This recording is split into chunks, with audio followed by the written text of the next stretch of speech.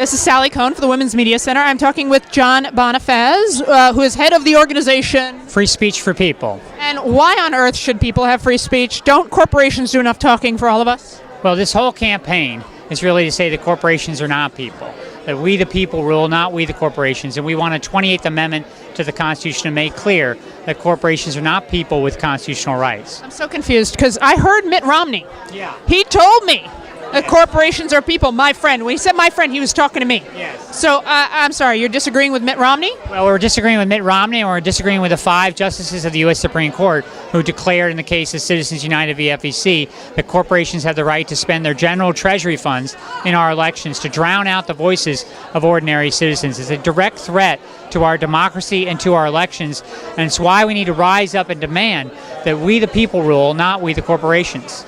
All right, so I now have a serious question for you and a somewhat less serious question for you, John, on this work. So the serious question is, really, I think that, we've seen on the right, people have fought against Roe versus Wade, these big fights that they thought might never win, and they make progress. So that said, getting a constitutional amendment is a big uphill battle. What do you put as your odds, and what do you think gives you the best shot of making this actually happen?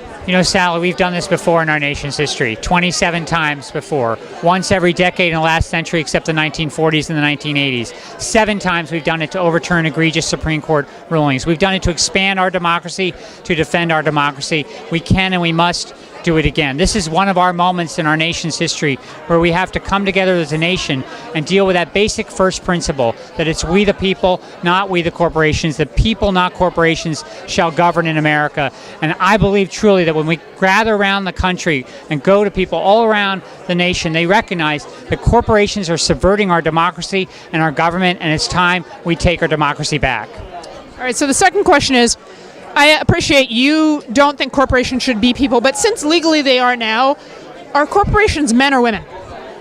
Well, I think corporations are effectively artificial entities. They are, in fact, not legally people, as much as the Supreme Court may say it so. James Madison said that corporations were a necessary evil subject to proper limitations and guards. Thomas Jefferson hoped to crush in its birth the aristocracy of moneyed corporations. We need to return to that first principle. We charter corporations. We give them the right to exist. In fact, when they abuse that charter, we have the power, and we should use it to revoke that charter. We're doing that around Massey Energy, saying that it's time to revoke the Massey Energy corporate charter, a coal company that has violated laws repeatedly. We need to recognize that we the people rule over corporations, not the other way around. And that means you'll revoke the female corporations too, if need be. Absolutely. You heard it here. All right, you get a grab bag question. Okay, here we go. All right, read it and answer it.